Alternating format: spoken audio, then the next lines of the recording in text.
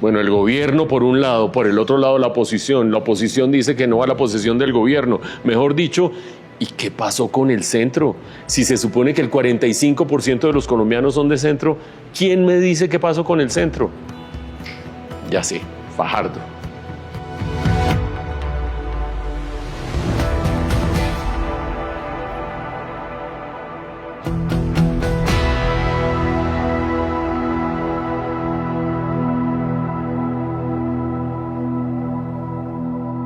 Sergio Fajardo, bienvenido a Entrevista Reina del periódico El Tiempo.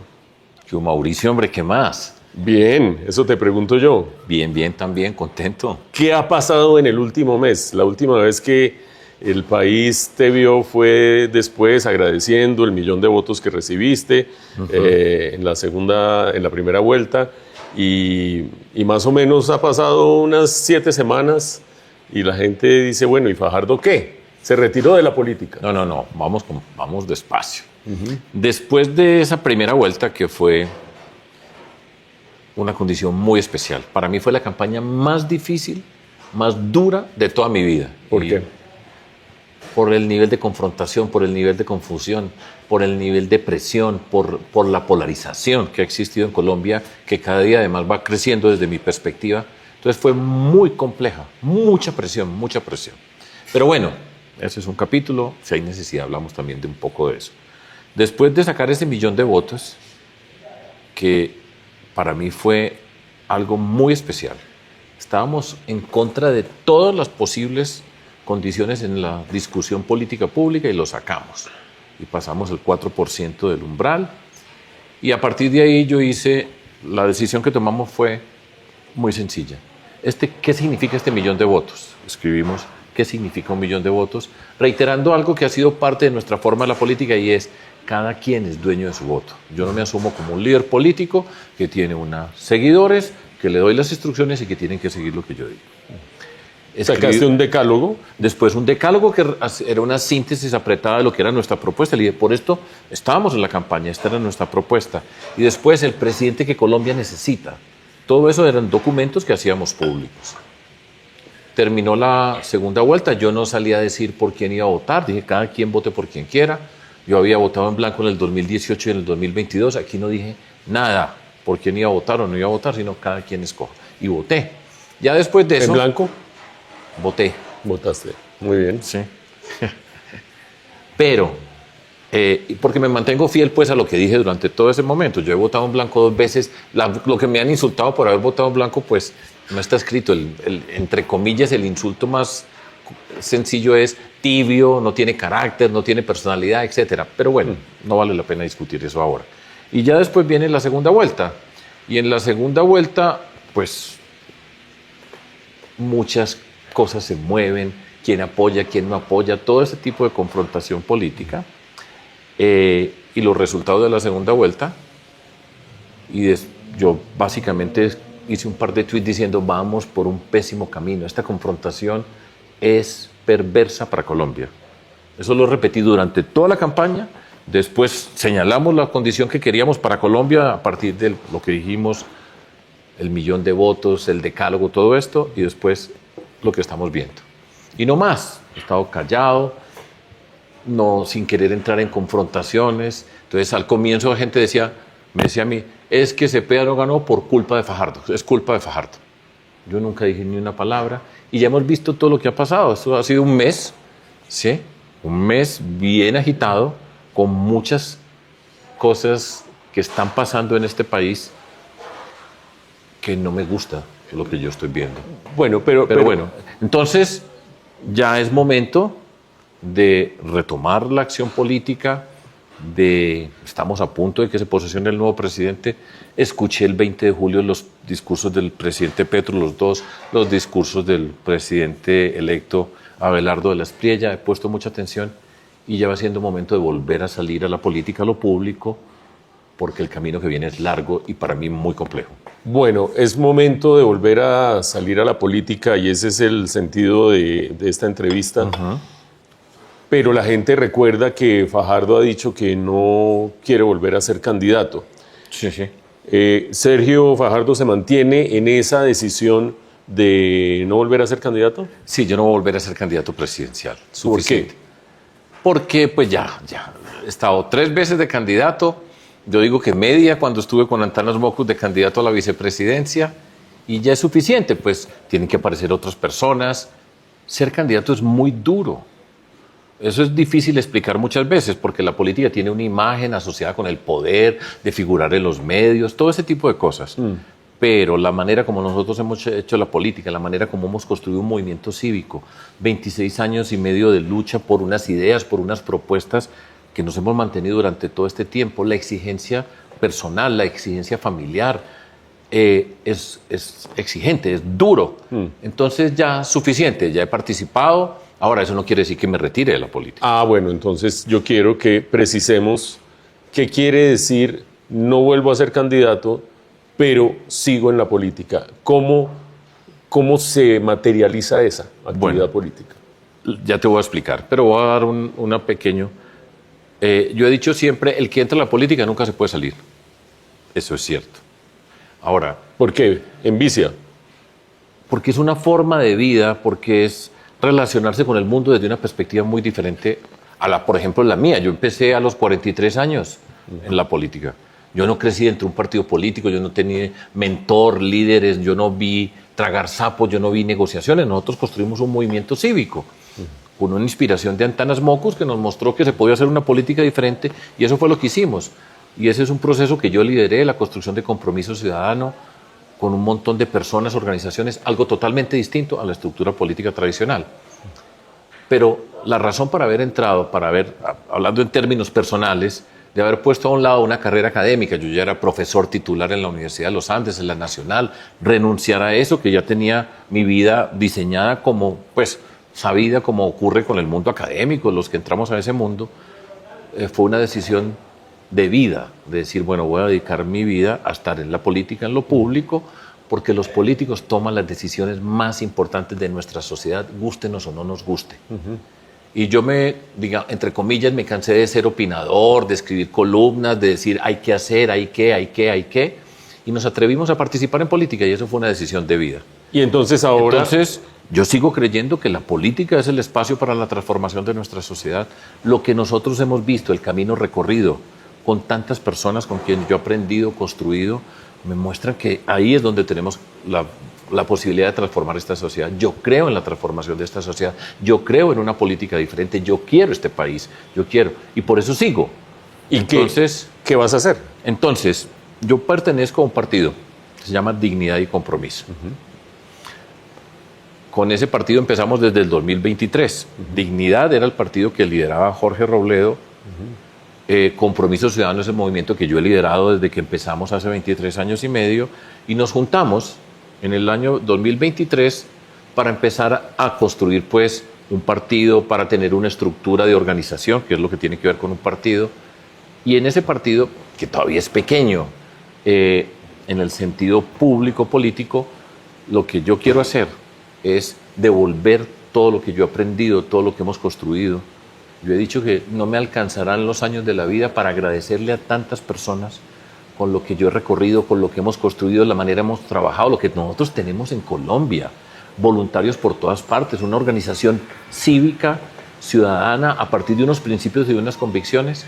Entonces, hacer de ese partido un espacio para la transformación de la política, para que participen personas en la política. Y yo tengo una responsabilidad, ayudar a participar, a construir las propuestas, a hacer una política diferente, a ser un mentor dentro de todo ese proceso de transformación política de Colombia. Sergio, yo creo, es mi posición personal, que la gran mayoría del millón de votos que le llegaron a Sergio Fajardo en la primera vuelta, le llegaron por ser Fajardo.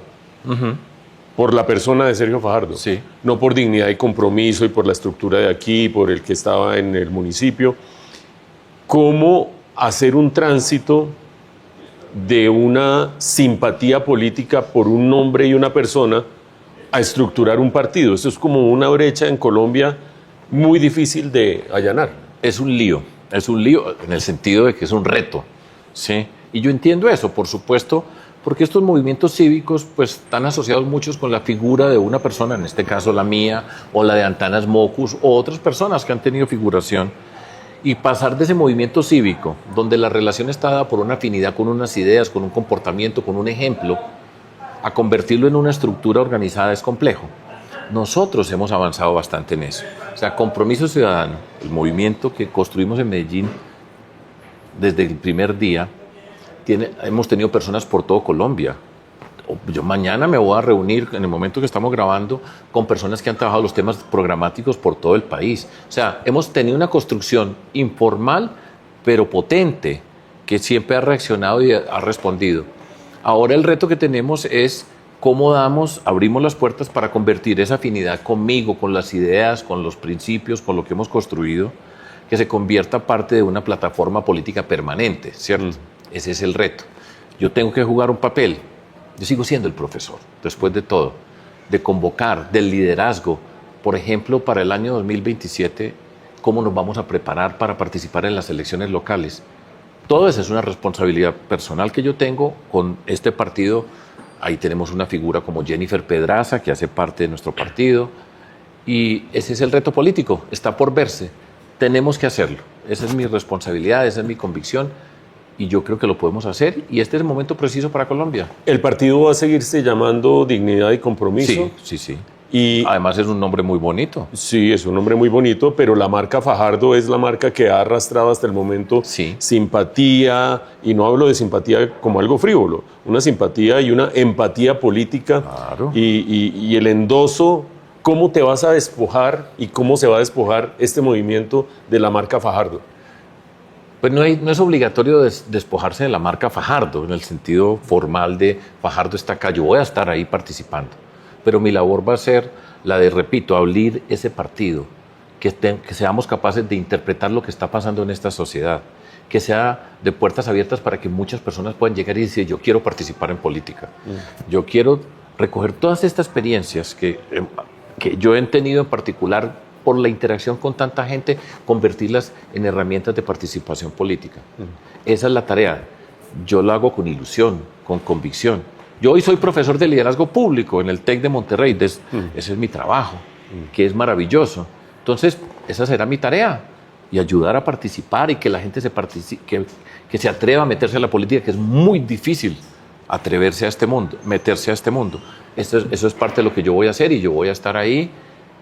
Y me gusta ese papel, y lo haré con todo el gusto, con toda la convicción, porque yo sé que hay mucha gente que quiere participar. Ok, hablando de la gente que quiere participar, una de las labores más importantes, me imagino yo, en este trabajo complejo de pasar de un liderazgo caudillista, y no por ello lo quiero descalificar, pero es un caudillo el que arrastra el fajardismo a un movimiento estructurado, es la incorporación o no de nombres y personas. Entonces, allí va a estar Jennifer Pedraza. ¿Has estado permanentemente en contacto con ella? Claro. ¿Las posiciones en el Congreso de ella reflejan una posición de Fajardo?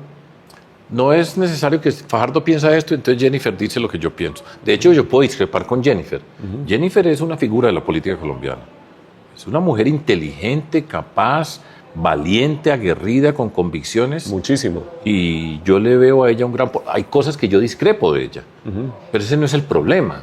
El problema es que compartimos unos principios, una forma de entender la política, la responsabilidad de la política y lo público, y Jennifer va por ese camino.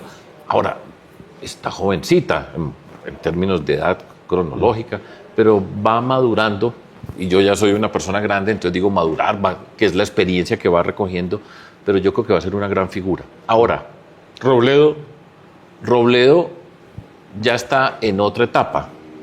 Robledo, con quien yo tengo discrepancias en diferentes formas de ver y entender el mundo, pero no tenemos ninguna discrepancia con respecto a los principios, a la lucha contra la corrupción, el sentido de la política. Robledo es un político y se va a morir político. Y es una persona austera, seria, respetuosa, ha luchado por sus ideales, por su convicción. Yo creo que fue el mejor senador que ha tenido Colombia en mucho tiempo, ¿sí?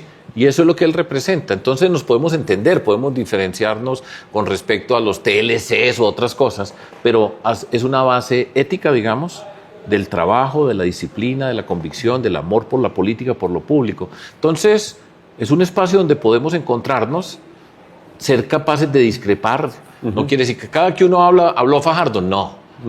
Eso no tiene que ser, ni puede ser, ni debería ser, y sería tonto. Pero tenemos ese espacio. Ahora, el reto, Mauricio, es cómo abrimos la puerta para que no sean Robledo, Fajardo y Jennifer. Exacto. Entonces, ese es el reto. Entonces, ¿qué clase de personas, qué nombres se te ocurren?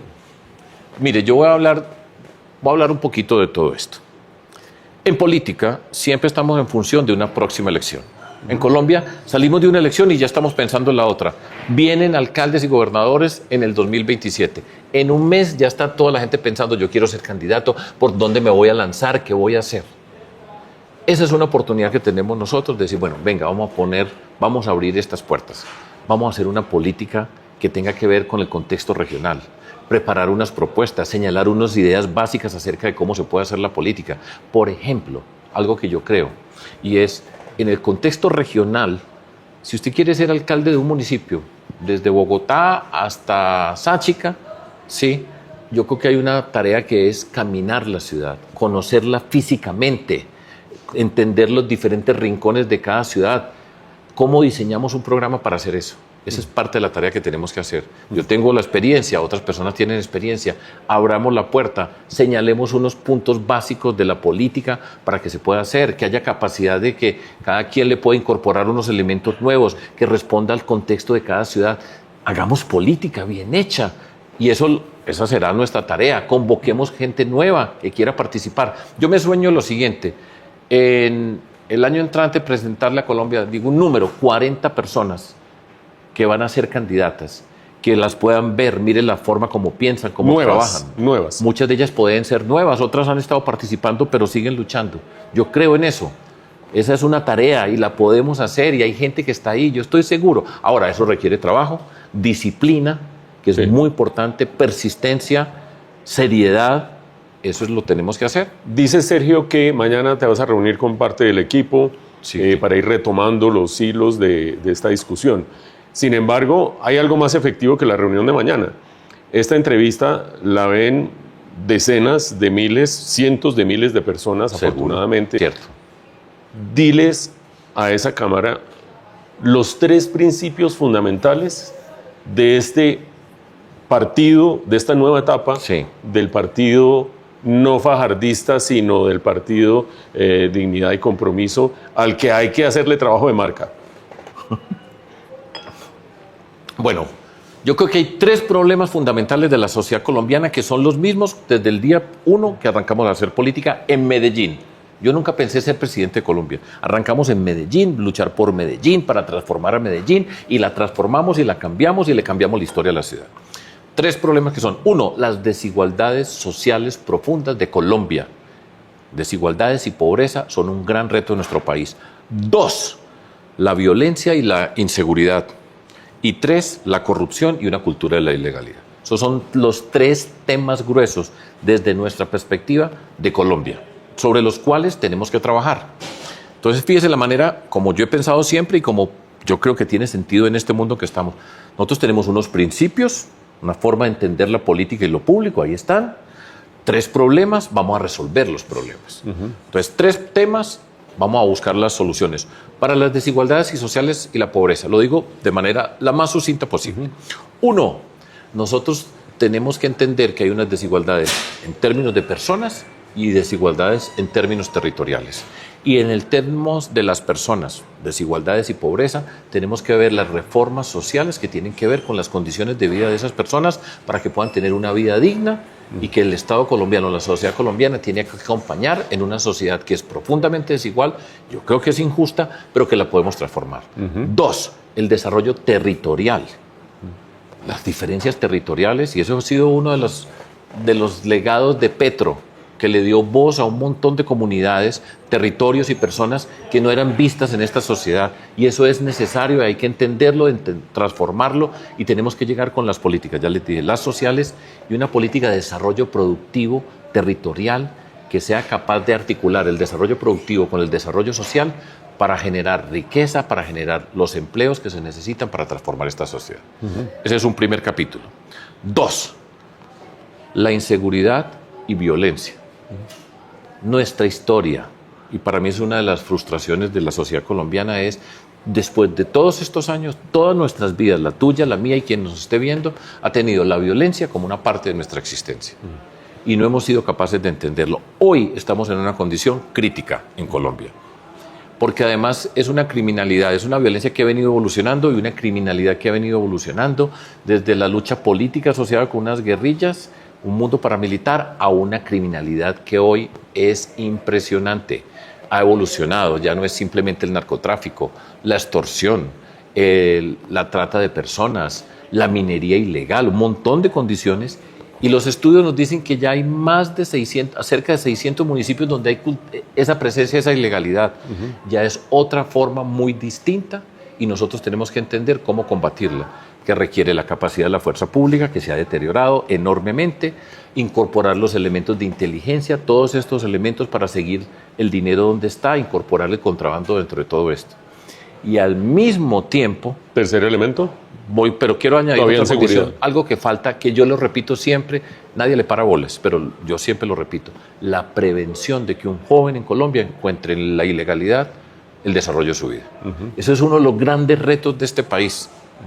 Y lo digo desde mi experiencia personal como alcalde, como gobernador. Si nosotros tenemos que enfrentar esa criminalidad, pero tenemos que evitar que entren. Y de eso poco se habla, porque lo que da fuerza es, vamos a darle a estos criminales y toda esa discusión pues que hay pública. Garrote, pero también oportunidades. Nunca miramos para estos jóvenes. Nunca ha sido un proyecto de este país. El segundo punto, la seguridad. Y el tercer punto, la corrupción y la cultura de la ilegalidad. Y eso está asociado directamente con la forma de la política. Y por eso, esa es una discusión que yo he tenido con muchas personas. Yo he dicho, de la forma como se llega, así se gobierna.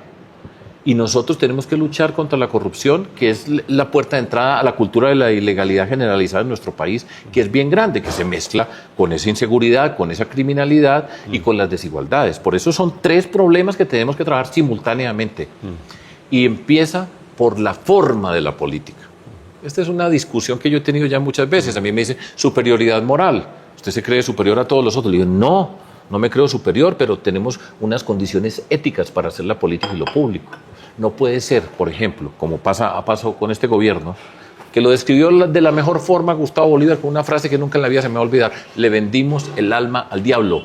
Y lo que yo quiero decir es, el que vende el alma al diablo, mire todo lo que está pasando. Nosotros no tenemos que vender el alma, nosotros podemos hacer una política con principios, con transparencia, le podemos dar valor a lo público. Y si usted pega todos estos elementos, ahí están los temas grandes de Colombia y las actividades que tenemos. Señalo algo que yo quiero señalar, Mauricio. A mí me preguntan, bueno, ¿usted qué? Pues está frustrado, porque le dije, no, mire, yo no estoy frustrado, yo no creo, mi forma de entender y relacionarme con el mundo son los medios los que justifican el fin. Lo que estamos haciendo hoy es lo que le da sentido a nuestro trabajo. Yo vivo de esa manera, yo, entre comillas, nunca pierdo. Por supuesto que hay derrotas y todo eso, pero estamos luchando por las convicciones y los principios. Mi, entre comillas, frustración para Colombia, después de todo este tiempo, es que no hemos sido capaces de identificar unos proyectos estratégicos de país que nos permita pasar de estos 4 años para darle una ruta a Colombia, que tiene que ver con la educación como proyecto de país. Y cuando yo hablo de educación, ciencia, tecnología, innovación, emprendimiento y cultura. No hemos sido capaces. Si yo hubiera sido presidente, todos los días en Colombia se iba a hablar de educación, en este sentido. Articular proyectos estratégicos para Colombia. Nosotros no tenemos ni un proyecto estratégico, ni uno, que podamos decir, mire, le vamos a dar 20 años a esto. Sergio, y están ahí, los tenemos y se podrían hacer, pero bueno. Sí, bueno, los 3 pilares fundamentales que acabas de mencionar, las desigualdades regionales y sociales por una parte, por otra parte la seguridad, por otra parte la corrupción, la cultura de la corrupción y un transversal de proyectos, se parecen, y no debía ser de otra manera, mucho al discurso de campaña.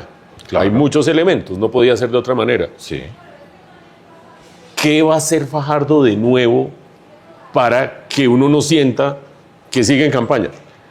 O ya, que la campaña ahora es otra, o que la manera de actuar políticamente es otra. Tenemos un gran reto y una gran lección. ¿Cómo? Yo creo en estos temas. O sea, yo estoy convencido de que esos son los temas. Si no, pues no luchaba por eso, ni más faltaba. Y esa es la política, y uno lucha por sus convicciones, por los temas, y tenemos la inteligencia y la capacidad, discrepando en cosas, de buscar esas soluciones. Sí, señor. Y por eso nosotros no somos prisioneros de una ideología que nos dice es lo que tiene que hacer, sino la capacidad de construir, entender los contextos cada día. Entonces, por eso ese reto, por ejemplo, del 2027 es, ¿qué le vamos a presentar dentro de nuestro proyecto político? Unos conceptos básicos para las ciudades, para los departamentos, y cómo los candidatos, las candidatas que tengamos son capaces de acercarse a esa comunidad, presentar esto que son diferentes en cada lugar y presentar unas propuestas construidas con gente que sabe, con gente que ha trabajado. Ese es el reto. Y nosotros hitos, lo podemos hacer. Octubre del año entrante está a la vuelta de la esquina. Sí. Me imagino que hay unos hitos tempranos, es decir, digo cualquier cosa, me lo estoy inventando. En enero tiene que haber ya personalidades regionales que sean potenciales candidatos. Y nosotros estamos... ¿Cómo va a ser esa fecha y qué va a pasar? Mire, lo que nosotros tenemos que hacer, y estamos trabajando en eso, todavía estamos en este mare magnum de la campaña. Es que estas discusiones, el 20 de julio para mí fue patético. Entonces, ¿para dónde vamos nosotros en Colombia? ¿A qué horas vamos? ¿Por qué patético? Pues por la confrontación de los discursos. Sí.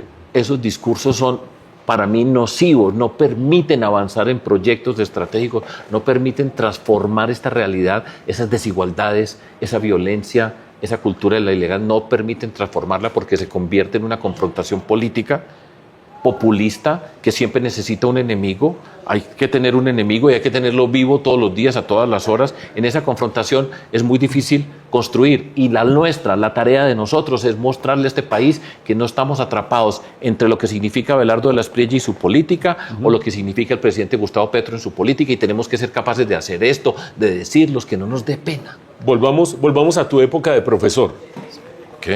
Bueno, todavía sigo siendo profesor, pero digamos pues de matemáticas. De profesor de matemáticas, cuando hacías pop quizzes. Un pop quiz es una cosa sintética. Sintética. Ahora sí, el pop quiz. Entonces, tu mayor ilusión y tu mayor temor con el gobierno entrante de Abelardo. Mire, yo tengo muy serias reservas. Yo tuve confrontación con el señor Abelardo en la campaña. Yo nunca he borrado un tweet, yo nunca he borrado un video, y yo dije lo que dije, y tengo todas las reservas del mundo. Pero como yo soy una persona responsable dentro de esa política, que es lo que yo pretendo ser y que hemos pretendido ser, una voz serena, seria, responsable, decente, que no está viral, hoy ser decente no es viral. Entonces vamos a esperar a ver qué va a hacer, con todas las prevenciones, con todo lo que yo dije acerca de que yo nunca quería que él fuera presidente. Vamos a darle un compás de espera. Lo que yo estoy viendo, ¿sí? Y vamos a darle un poquito más de tiempo. No me gusta esta confrontación, están utilizando unos símbolos, están en esa confrontación digital tremenda, y lo hacen muy bien. Eso pues, al que le guste, pero que lo hace muy bien y tiene una movilización digital tremenda, pero yo tengo todas las reservas y todas las sospechas. Vamos a ver qué pasa, pero voy a señalar algo que ojalá funcione. Lo que pasa es que, como les digo, el trabajo con gobernadores y alcaldes, eso lo decía yo permanentemente en la campaña, es que yo fui gobernador y yo fui alcalde. Y yo sé lo que significa un alcalde trabajando con un presidente. Cuando yo fui alcalde, el presidente era Álvaro Uribe. Siempre me he enfrentado con candidatos en términos políticos de Álvaro Uribe. Sí, pero tuvimos una buena relación, alcaldía y gobernación. Igual me tocó cuando fui gobernador de Antioquia con Juan Manuel Santos, con quien nos habíamos enfrentado en la campaña, como candidato vicepresidencial de Antanas Mocos, y nos había ganado porque era el de Uribe, pero tuvimos una buena relación constructiva. Eso es fundamental para Colombia. ¿Te gusta esta idea de Abelardo de gobernar con las regiones, de hacer empalmes regionales, de tener capitales alternas, simbólicas? Hay muchas cosas muy simbólicas ahí. Sí, eso pero no te choca. A mí lo que me parece importante es que se trabaje seriamente con gobernadores y alcaldes. Abelardo de la Espriella va a trabajar con el gobernador de Nariño, que es petrista, hay que trabajar con él, y hay que trabajar con todos los municipios de Colombia. Y eso requiere una forma de la política, y quiere seriedad. Aquí hay muchos anuncios, pero convertir eso en realidad, en acciones, es dificilísimo, dificilísimo. Y eso, pues el empalme, usted tiene una primera reunión y habla ciertas cosas y es amable y la gente le gusta, pero pase de eso a trabajar, a convertir, revise los proyectos, haga la cuenta de todo lo que requiere en cada departamento, de los recursos económicos que van a estarle pidiendo departamentos y municipios. Y cuando usted aterrice en eso, ahí sí vamos a ver detrás de todo este anuncio, que repito, el espíritu de trabajar me gusta, pero vamos a ver la realidad. Entonces, de cómo se convierte en eso. Un sano compás de espera, a ver si vamos eso a ponerle funciona. Un compás de espera, todo esto es racional, repito, yo he manifestado mis reservas, pero esperemos para ser serios y rigurosos. Yo he visto el gabinete, digamos que hay una persona que me parece buenísima, que es la de Minas y Energía, no la conozco, es una señora que sabe muy bien de energía, exacto. Bueno, ojalá que lo haga muy bien. Tengo muchas reservas, pero parte como líder político hay que ser capaz de ser respetuoso y dar un compás de espera. Vamos a ver. Bien. Tu mayor ilusión y tu mayor temor con la oposición del pacto histórico. Y ahí te agradecería que me digas si estás pensando en Petro o estás pensando en Cepeda. Mire, Cepeda ya le entregó a Petro. Cepeda, y no lo pongo el tema personal a un lado, yo creo que Cepeda es una buena persona. Yo he hablado 3 veces en la vida con él y ha sido conversaciones respetuosas y no tengo de qué quejarme. Pongamos eso a un lado. Pero Cepeda nunca pensó ser candidato presidencial. Eso fue un accidente político, la muerte de Miguel Uribe, la condena del expresidente Álvaro Uribe, la confrontación que él ha tenido, ¿sí? Y quedó, para mí, y siempre trato de ser respetuoso con las personas, quedó atrapado en una cosa para la cual él nunca se preparó, ni nunca soñó, y no estaba listo. El que está detrás de todo esto es Petro, y ya Cepeda le entregó a Petro, y le dijo Petro, bueno, usted sea el director de todo esto, y va a ser Petro. Y Petro es Petro, como lo escuchamos el 20 de julio, en el discurso con las fuerzas militares, la fuerza pública a su alrededor y después en el Congreso de la República. En una frase, ¿qué es ese Petro? Caos. Sin duda que tiene capacidad de crear la confrontación. Petro desde el 2023 está en a mí no me dejan, porque a él nunca lo han dejado, nunca lo dejaron en Bogotá, que fue mal alcalde. Sí. Entonces, pero es una habilidad tremenda para la confrontación. A mí no me dejan los ricos, no me dejan los medios de comunicación, no me dejan el Congreso, no me dejan los jueces, no me dejan estos ministros. Todo eso que ha pasado alrededor, él tiene esa capacidad, pero tiene la incapacidad total de construir, de transformar, de darle rigor a las actividades del gobierno, fortalecer las instituciones, generar la confianza para hacer las transformaciones. Ese Petro es caótico y lo vemos en sus tweets, en su comportamiento, y eso va a ser él a partir del 7 de agosto. ¿Y crees que con Cepeda disminuido frente a la figura de Petro como jefe de la oposición, esa parte de la oposición va a debilitarse a lo largo del tiempo por el caos de Petro o va a seguir? Va para la confrontación. Sí, pero va a seguir creciendo alrededor de Petro. Yo no creo que tenga mucho espacio para crecer. Sí. No creo que tenga mucho espacio para crecer. Sacó una votación tremenda, es que la diferencia fue muy pequeña. Y eso hay que entenderlo. Una cosa es cuando usted tiene una ventaja grande en una elección y el mandato que está implícito detrás de la diferencia en votos, y otra es, esto fue muy apretado. Muy apretado. Y eso refleja mucho a Colombia, y por eso estamos jugando con candela. Con candela, porque la provocación aquí es muy sencilla, despertarla, y nos vamos por un camino que no quiero yo para mi país y que yo creo que nadie quisiera. Pero Petro no va a cambiar. No va a cambiar y va a ser confrontación, y de la Espriella tampoco va a cambiar, porque su camino ha sido el de la confrontación, el de esas manifestaciones simbólicas y todo eso. Ojalá que yo esté muy equivocado, ojalá que se pueda aterrizar, que podamos darle razonabilidad a la discusión política, pero por eso estamos nosotros y por eso tenemos que estar nosotros, tenemos que mostrarle a este país que por fuera de esa confrontación, de esa división, hay muchas personas que no nos vemos reflejadas ahí, y tenemos que darle, al no sentirse reflejado, a encontrar una expresión política que muestre que Colombia es mucho más que ellos dos. Hasta hace 6 meses habría sido impensable hablar de las perspectivas políticas del país sin mencionar a Álvaro Uribe. ¿Crees que ya no es necesario mencionarlo o tienes una ilusión y un temor alrededor de la figura política de Uribe en esta coyuntura?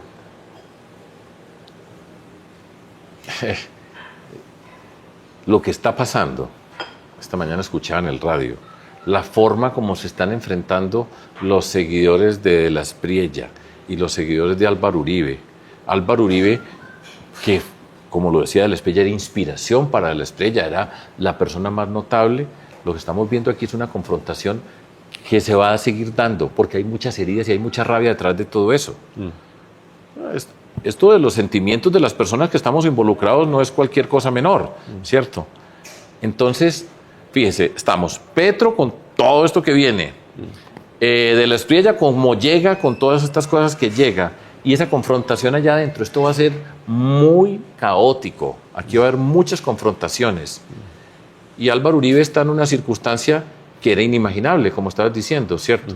Porque sin duda que había mucha afinidad entre Álvaro Uribe y Abelardo de la Espriella, eso no es menor, las fotos, su reconocimiento, las familias y todo eso, pero esta forma como están divididos, yo creo que pues el presidente Álvaro Uribe es un guerrero y morirá guerrero, pero lo que le está pasando es algo que yo no sé cómo va a salir de ahí, pero lo quieren acabar. Vamos a ver si es capaz de mantenerse o no, pero a mí lo que me preocupa, a mí no me preocupa eso. Lo que me preocupa es cómo le decimos nosotros a Colombia que hay otros espacios. Pero también tienes una capacidad y una vertiente de análisis político natural. Lo que pasa es que trato de ponerla a otro lado, porque cuando usted es el político que está actuando y al mismo tiempo está de analista, se cruzan unos cables, entonces yo trato de mantener el analista aquí. Bueno, entonces hablemos con el analista de allá, el de allá. Eso porque somos amigos. Álvaro Uribe va a mantener las riendas de qué porcentaje de la derecha en las elecciones de octubre, por ejemplo. No soy capaz de, como analista, de ponerle un porcentaje a todo eso. Lo único que sé es que están golpeados y van por ellos. Lo que yo he estado escuchando, van por ellos, van a tragarse a Álvaro Uribe. Yo no sé qué pase, él es un guerrero y morirá guerrero, pues eso no estoy descubriendo nada. Sí. Pero van por él, por su centro democrático. Mire Paloma dónde está, mire las personas que han nombrado, todos de una manera u otra tenían afinidad con Álvaro Uribe en su momento, pero ya la nueva ministra de Cultura, Paola Holguín, que creció al lado de Álvaro Uribe, íntima, se fue y ahora está aquí. Van por él, se los quieren tragar enteros. Yo no sé qué va a pasar allá, pero ese no es mi problema. Nosotros lo que tenemos que decirle a mucha gente en Colombia, salgámonos de eso. Bueno, hay otras alternativas, ese es el reto político, lo vamos a hacer.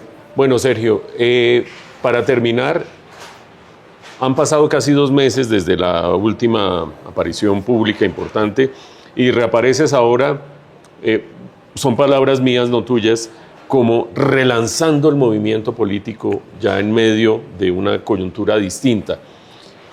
¿Qué titular le ponemos a esto? Déjeme, yo pienso a ver qué titular le ponemos a esta entrevista. A lo que arranca hoy, a lo que arranca en estos días con dignidad y compromiso.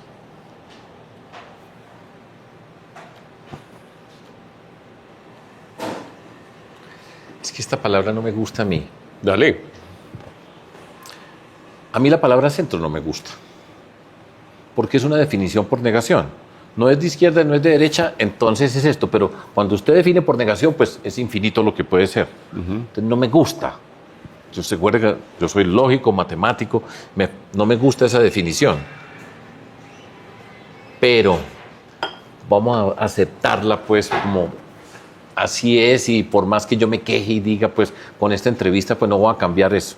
Entonces diste el centro más necesario que siempre.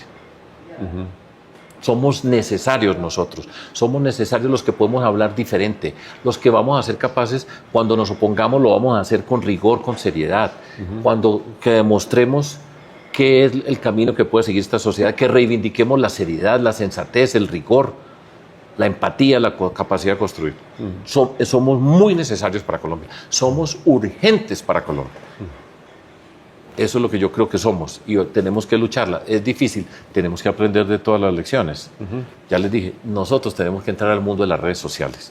En personas asociadas con el centro hay muchas muy inteligentes, muy capaces, muy opinadores, pero es que en política hay que conseguir votos y eso es la diferencia con muchos. Construye un movimiento. Es que esto es complicadísimo, es duro. Yo le dediqué la vida a esto. Y entonces me he expuesto con todo lo que significa estar expuesto. Pero yo era opinador antes, yo era analista y me refería a todo. Hasta que dije, me puedo quedar el resto de la vida diciendo, hay que hacer esto, esto no sirve, esto no sirve. Métase a la política, consiga un voto. Eso es dificilísimo. Somos más necesarios que nunca. Vamos a ver si somos capaces de convocar a más personas. Yo creo que esto hay que hacerlo, hay que aprender de cuántas lecciones. Y tantos inteligentes, tan conocedores, a ver si somos capaces de convertirlo en política para llegarle a la gente. Ese es el reto, pero el titular es ese. Sergio Fajardo, muchas gracias por haber estado en la entrevista Reina del periódico El Tiempo. Gracias por la entrevista, hombre, Mauricio.